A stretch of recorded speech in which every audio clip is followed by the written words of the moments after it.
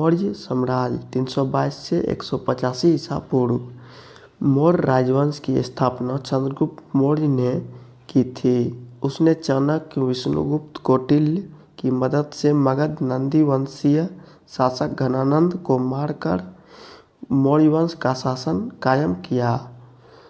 साहित्यिक स्रोत: अर्थशास्त्र। कौटिल्य का अर्थशास्त्र मौर्य वंश के राज्य व्यवस्था की विस्तृत जानकारी देता है। यह 15 अधिकरणों में विभाजित है तथा इसमें राज्य के 7 अंगों का वर्णन है।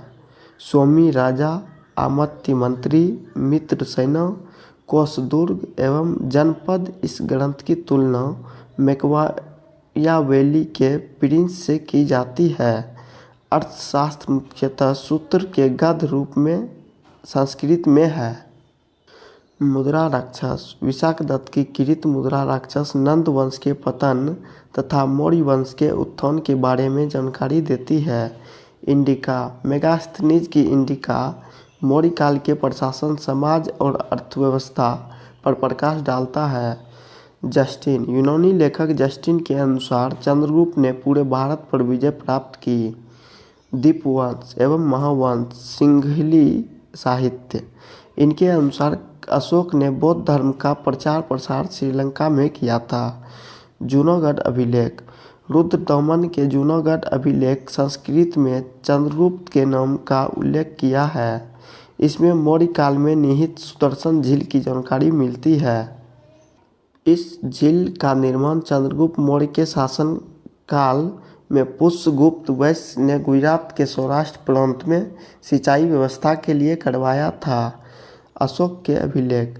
अशोक के इतिहास की जानकारी उसके अभिलेखों से मिलती है। अशोक पहला भारतीय शासक था जो अभिलेखों द्वारा अपनी प्रजा को सीधे संबोधित करता था। अशोक के शिलालेख अभिलेख। दीर्घ शिलालेख, लघु शिलालेख, पृथक शिलालेख, दीर्घ स्तंभलेख, लघु स्तंभलेख। अशोक के अभिलेख ब्राह्मी, खरोष्ठी, अरमाइक एवं गिरिक लिपियों में मिलते हैं। ब्राह्मी लिपि बाएं से दाएं तथा खरोष्ठी दाएं से बाएं लिखी जाती है। अशोक के सर्वाधिक अभिलेख प्राकृतिक भाषा में है। अशोक के अभिलेखों में उत्कीर्ण ब्राह्मी लिपि को सर्वप्रथम जेम्स प्रिंसेप ने 1837 में पढ़ा। भावुरु अभिलेख में अशोक ने स्वयं को सम्राट कहा है। अशोक के शिलालेख और उसके विषय।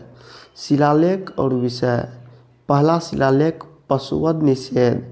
दूसरा शिलालेख विदेश में धर्म प्रचार एवं मनुष्य एवं पशु चिकित्सा का उल्लेख। तीसरा शिलालेख रज्जुक एवं युक्त की नियुक्ति एवं अधिकारियों को हर 5 वर्ष पर राज्य भ्रमण करने का आग्रह। चौथा अभिलेख धर्मघोष का भेड़ी घोष स्थान पर प्रतिपादन। पांचवा शिलालेख धर्म मात्रों की नियुक्ति। छठा शिलालेख इसमें जन मामलों को निपटाने के लिए प्रशासनिक सुधारों का उल्लेख है। सातवां अभिलेख अशोक सभी धार्मिक मतों के प्रति निष्पक्षता रखेगा। आठवां शिलालेख बोध गया की यात्रा का उल्लेख एवं बिहार यात्रा के स्थान पर धम्म यात्रा का प्रतिपादन। नववां शिलालेख सच्चे विधानों एवं शिष्टाचार का वर्णन। 10वां शिलालेख अशोक के उद्यम का लक्ष्य धम्मचरण की श्रेष्ठता घोषित। 11वां शिलालेख धर्म के तत्वों का प्रकाशन। 12वां शिलालेख धार्मिक सहिष्णुता पर जोर। 13वां शिलालेख कलिंग युद्ध के बाद धर्म विजय की घोषणा। विदेशों में धर्म प्रचार। 5 विदेशी राज्य की चर्चा का उल्लेख। 14वां शिलालेख पहले 13 शिलालेखों का पुनरावलोकन तथा अशोक के साम्राज्य को महाल के विजेता की संज्ञा।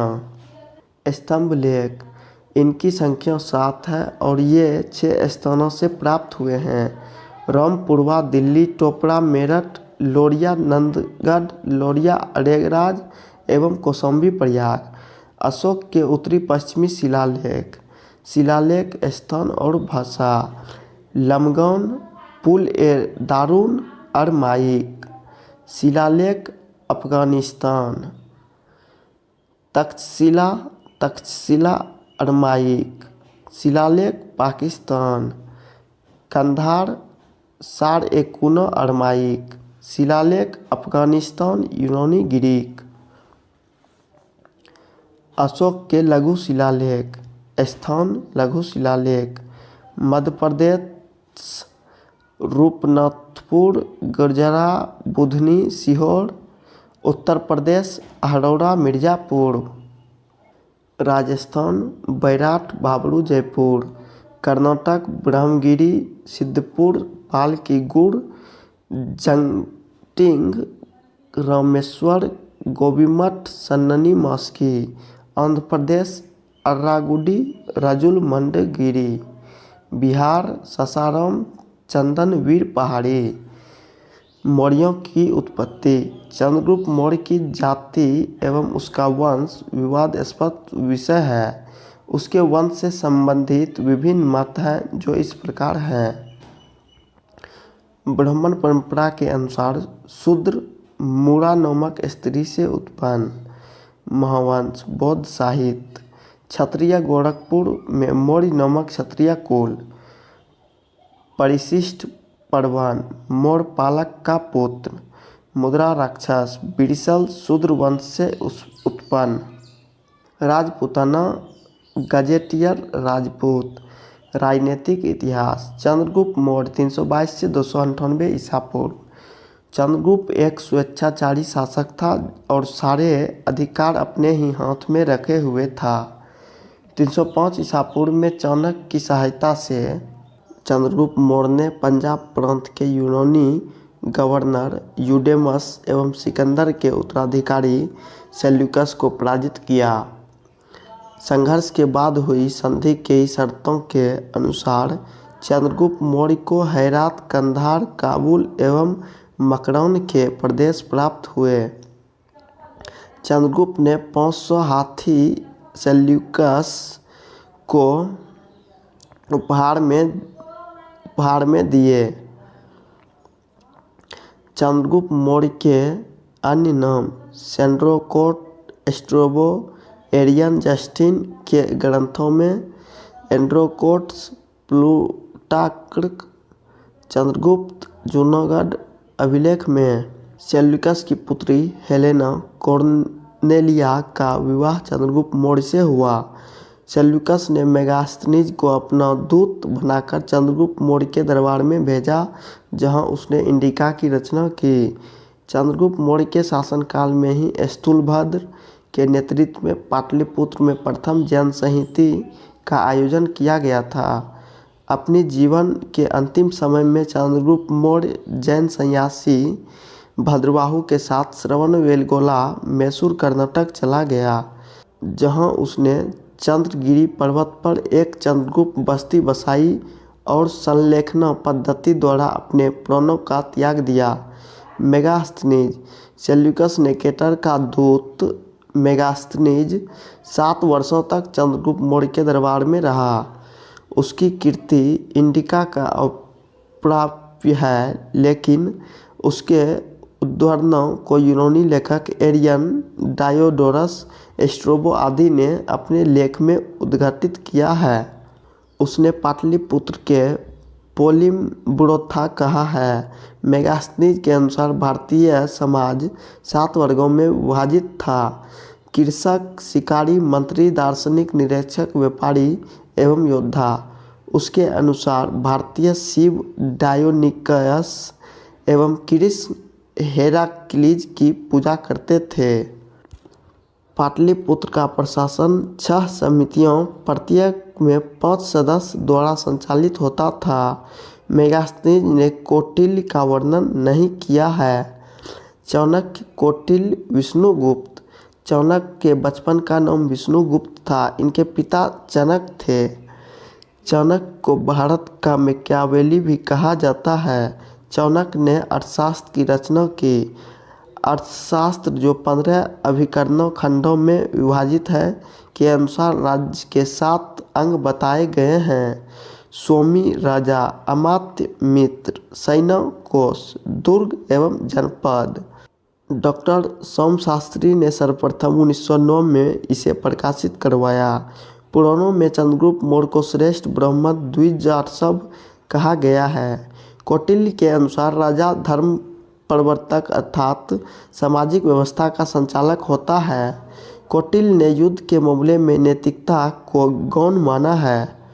बिंदुसार 298 से 273 ईसा पूर्व। चंद्रगुप्त मौर्य की मृत्यु के बाद उसका पुत्र बिंदुसार गद्दी पर बैठा। बिंदुसार अमितघात के नाम से भी प्रसिद्ध है, जिसका अर्थ है शत्रुओं का नाश करने वाला। बिंदुसार के अन्य नाम भद्रसार वायुपुराण में है, अमित्रोचैट्स यूनानी लेखक, सिंहसेन जैन ग्रंथ, एलिट्रोकेडस स्ट्रेबो, बिंदुपाल चीनी विवरण। वह आजीवक संप्रदाय का अनुयायी था। दिव्यावधन के अनुसार बिंदुसार के शासनकाल में तक्षशिला में 2 विद्रोह हुए, जिसे शांत करने के लिए उसने अशोक व सुलीम को भेजा। स्ट्रेबो के अनुसार बिंदुसार के दरबार में सीरियाई शासक एंटियोकस प्रथम सेरेटर ने डायमेकस को अपना दूत बनाकर भेजा, जिसे मेगास्थनीज का उत्तराधिकारी माना जाता है। टॉलमी द्वितीय ने भी डायनेसियस को अपना दूत बनाकर बिंदुसार के दरबार में भेजा। इथिनियस के अनुसार बिंदुसार ने अपनी एंटियोकस प्रथम से मदिरा, सूखे अंजीर एवं एक दार्शनिक भेजने का अनुरोध किया था। आरंभ में चाणक्य बिंदुसार का प्रधानमंत्री था, परंतु बाद में खल्लाटक प्रधानमंत्री बना। तिब्बती लामा तारानाथ ने बिंदुसार को 16 राज्यों का विजेता कहा है। अशोक 273 से 232 ईसा पूर्व। बिंदुसार की मृत्यु के बाद उसका पुत्र अशोक शासक बना, जो मौर्य राजाओं में सबसे महान हुआ। अशोक 273 ईसा पूर्व में गद्दी पर बैठा, किंतु उसका राज्याभिषेक 4 वर्ष बाद 269 ईसा पूर्व में ही हो सका। अशोक के अन्य नाम पुराण अशोकवर्धन, गिरनार अभिलेख अशोक मौर्य, भाबरू शिलालेख, प्रियदर्शी लॉन्ज मगध, मौस्की मध्य प्रदेश तथा गुर्जरा, नेट्टूर एवं उद्गोलम कर्नाटक अभिलेख में अशोक नाम मिलता है। अशोक की माता सुब्रदंगी चंपा के एक ब्राह्मणी की पुत्री थी। शासक बनने से पहले अशोक तक्षशिला एवं अवंती का गवर्नर रह चुका था।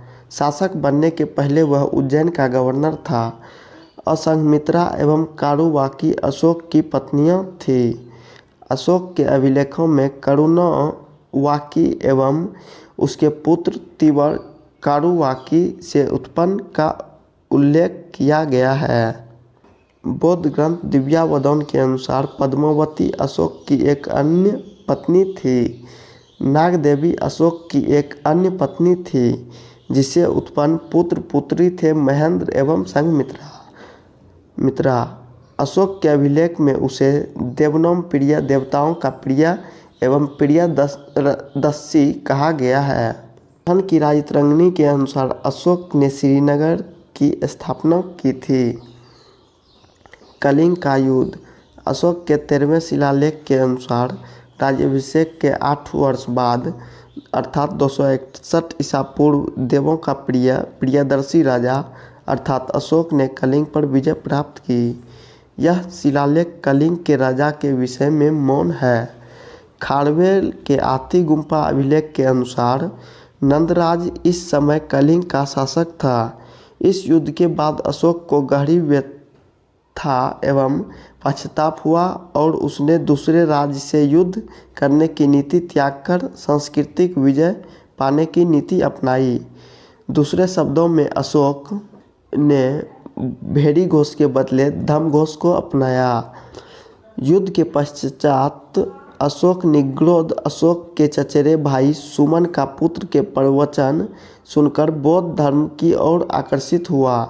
उपगुप्त ने अशोक को बौद्ध दर्शन में दीक्षित किया। अशोक बौद्ध धर्म की स्थाविर शाखा का अनुयायी था। अशोक का धम्म। अशोक ने धम्म का प्रतिपादन किया। यह धार्मिक शिक्षाएं न होकर सामाजिक एवं नैतिक नियमों का दस्तावेज है। अशोक ने श्रीलंका एवं मध्य एशिया में बौद्ध धर्म का प्रचार प्रसार किया। श्रीलंका में उसने अपने पुत्र महेंद्र एवं पुत्री संघमित्रा को प्रचार करने के लिए भेजा। 5वें बृहद शिलालेख के अनुसार उसने धम्म प्रचार के लिए धम्म महापात्रों की नियुक्ति की। अशोक ने बौद्ध तीर्थ स्थलों की यात्रा धम्म यात्रा की शुरुआत की। एक उपासक के रूप में अशोक 10वें वर्ष में बोध गया, 12वें वर्ष में निगाली सागर एवं 20वें वर्ष में लुम्बिनी गया। अशोक ने आजीविकों के रहने के लिए बराबर की पहाड़ियों में गुफाओं का निर्माण भी करवाया। अशोक के शासनकाल में तृतीय बौद्ध संहिता का आयोजन पाटलिपुत्र में हुआ। यूरोपीय लेखक अशोक की तुलना रोमन सम्राट कॉन्स्टेंटाइन से करते हैं। दशरथ सम्राट अशोक का पुत्र था। दशरथ के शासनकाल में गया बिहार में स्थित नागार्जुन पहाड़ी पर आजीविकों के निवास के लिए 3 गुफाएं बनाई गई। दशरथ ने भी अशोक की भांति देवनप्रिय की उपाधि ग्रहण की। बृहदत्त यह अंतिम मौर्य शासक था। इसकी हत्या एक ब्राह्मण मौर्य सेनापति पुष्यमित्र शुंग ने कर दी और नए वंश शुंग वंश की स्थापना की।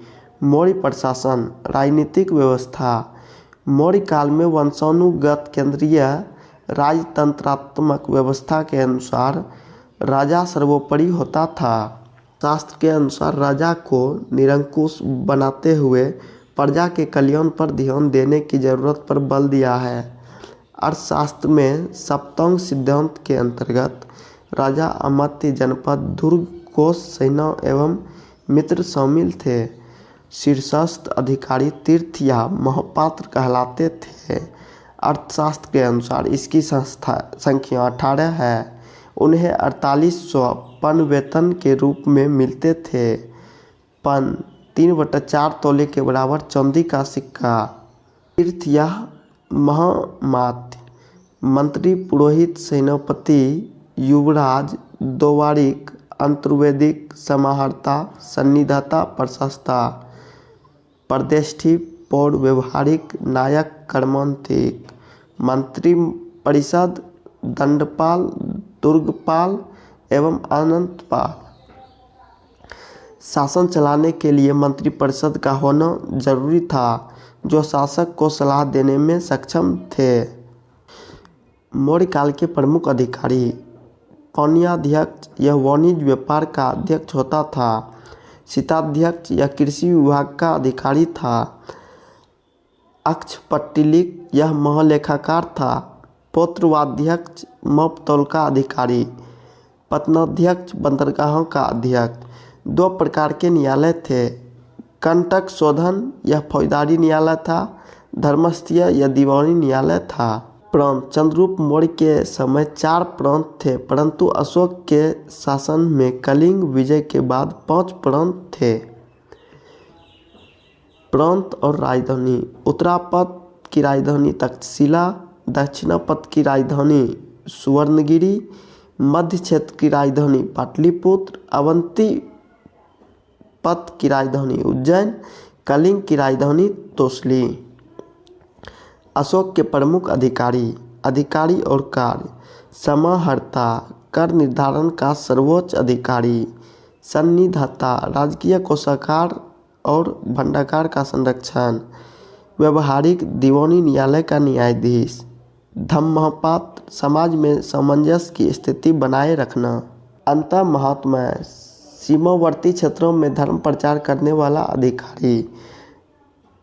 स्त्राध्यक्ष महिलाओं के नैतिक आचरण को देखने वाला अधिकारी। रज्जुक साम्राज्य में न्याय कार्य करने वाला अधिकारी।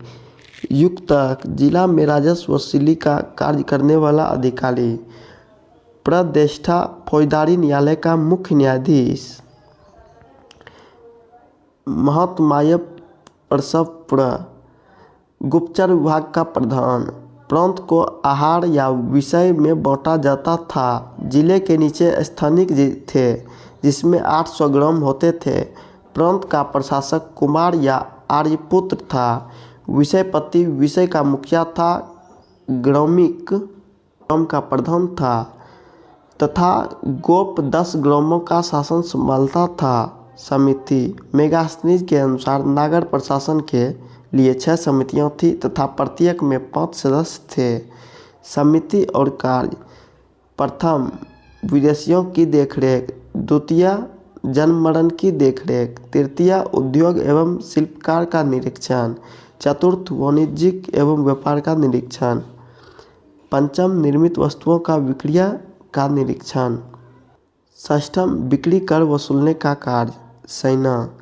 सैनिकों को नकद वेतन मिलता था इनकी संख्या कृषकों के बाद सबसे अधिक थी। मौर्यों के पास एक शक्तिशाली नौसेना थी। यूनानी लेखक प्लिनी के अनुसार चंद्रगुप्त की सेना में 1 लाख पैदल सिपाही, 30,000 घुड़सवार, 9,000 हाथी एवं 8,000 अश्वचालित रथ थे। मेगास्थनीज के अनुसार सैनिक प्रशासन के लिए 30 अधिकारियों की एक परिषद थी जो 5 सदस्यों की 6 समितियों में विभक्त थी। सेना की 6 समितियां। समिति और कार्यक्षेत्र। प्रथम थी जल सेना। द्वितीय, यातायात एवं रसद की व्यवस्था। तृतीय, पैदल सेना की व्यवस्था। चतुर्थ, अश्व सेना की देखरेख। पंचम, गज सेना की देखरेख। षष्ठम, रथ सेना की व्यवस्था। गुप्तचर व्यवस्था।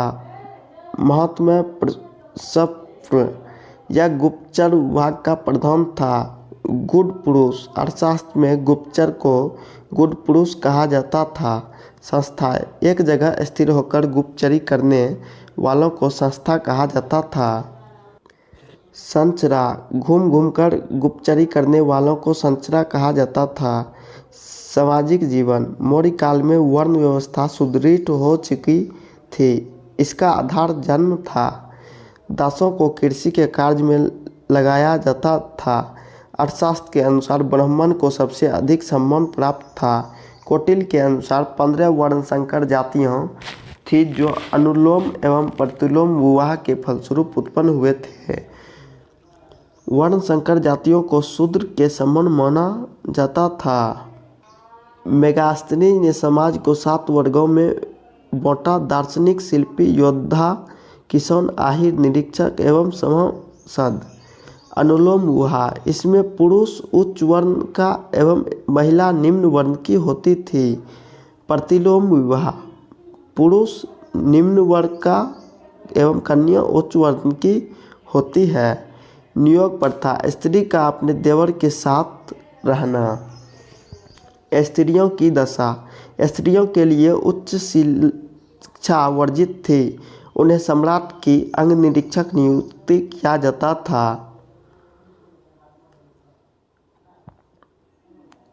समाज में नियोग प्रथा का प्रचलन था। अनिष्कासिनी वह स्त्री जो घर के बाहर नहीं निकलती थी। गणिका वेश्या को कहा जाता था। रूप जीवा। स्वतंत्र रूप से वेश्यावृत्ति अपनाने वाली महिला। आर्थिक स्थिति। मौर्य काल में राज्य आर्थिक रूप से समृद्ध एवं मजबूत था। अर्थव्यवस्था कृषि, पशुपालन एवं व्यापार वाणिज्य पर आधारित थी। अर्थशास्त्र के अनुसार राज्य में 26 अध्यक्ष नियुक्त थे जिसका प्रमुख कार्य राज्य की आर्थिक गतिविधियों का नियमन करना था। राज्य कृषकों की भलाई के लिए सिंचाई और जल वितरण की व्यवस्था करता था। सिक्के। निष्क स्वर्ण सोने के सिक्के। करसोपन चांदी के सिक्के। काकनी तांबे के छोटे सिक्के। लक्षणाध्यक्ष सिक्कों को जारी करने वाला अधिकारी।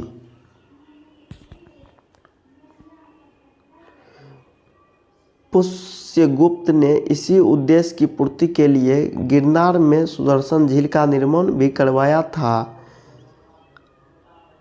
अदैव मात्री का अर्थशास्त्र में अच्छी मिट्टी को अदैव मात्री कहा गया है।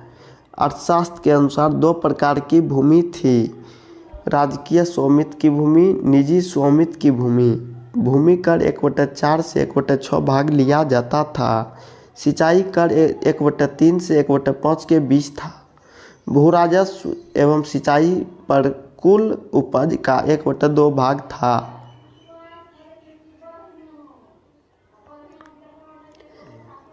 भाग कृषि की आय पर राज्य द्वारा लिया जाने वाला कर। वस्त्र निर्माण एक प्रमुख उद्योग था जिसका अधिकारी सूत्राध्यक्ष कहलाता था। स्थल मार्ग की अपेक्षा जल मार्ग को अधिक प्रोत्साहन दिया जाता था। उत्तरापथ एक प्रमुख राजमार्ग था। भारत का व्यापार रोम, फारम, सीरिया, मिस्र आदि देशों में से होता था। पूर्वी तट में ताम्रलिप्ति था। पश्चिमी तट पर सोपारा एवं भरूच भृगुच प्रमुख बंदरगाह थे। श्रेणी उद्योग की संस्थाएं श्रेणी कहलाती थी। बिक्री कर के रूप में मूल्य का 10वां भाग लिया जाता था तथा इसे बचाने वाले को मृत्युदंड दिया जाता था। ब्याज को रूपिका एवं परीक्षण कहा जाता था। ललित कला और वास्तुकला। कला और वास्तुशिल्प में मौर्यों का योगदान महत्वपूर्ण था।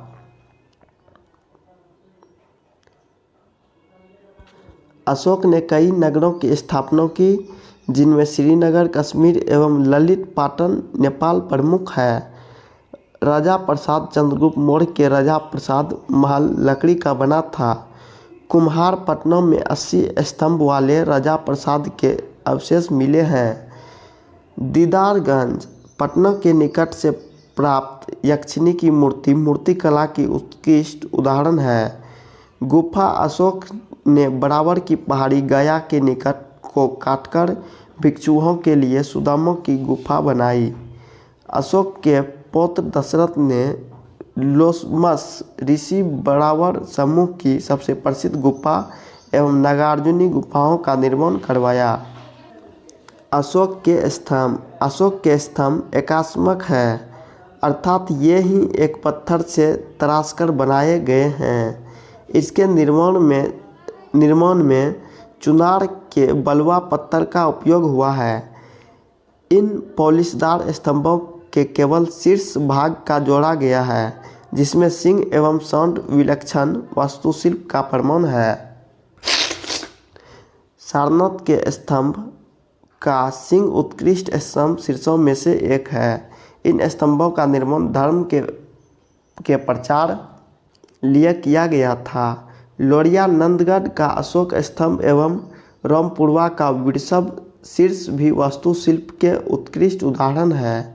स्तूपों का सर्वप्रथम उल्लेख ऋग्वेद में मिलता है। स्तूपों का निर्माण ईंटों से किया जाता था। सांची का स्तूप विदिशा मध्य प्रदेश, भरहुत का स्तंभ सतना मध्य प्रदेश तथा सारनाथ स्थित धर्मराजिका स्तूप का निर्माण अशोक ने करवाया था। मौर्यकाल विशिष्ट तथ्य। मयूर मौर्य वंश का राजकीय चिन्ह था। पाली मौर्य वंश काल में आम जनता की भाषा थी। तक्षशिला मौर्य काल में उच्च शिक्षा का प्रसिद्ध केंद्र था। मोगलीपुत्र तिस ने कथावस्तु की रचना की थी। नंदवंश के विनाश में चंद्रगुप्त ने कश्मीर के राजा प्रवर्तक से सहायता प्राप्त की थी। अशोक ने तक्षशिला में विद्रोह के दमन के लिए कुणाल को भेजा था। अशोक के समय बुद्ध की मूर्ति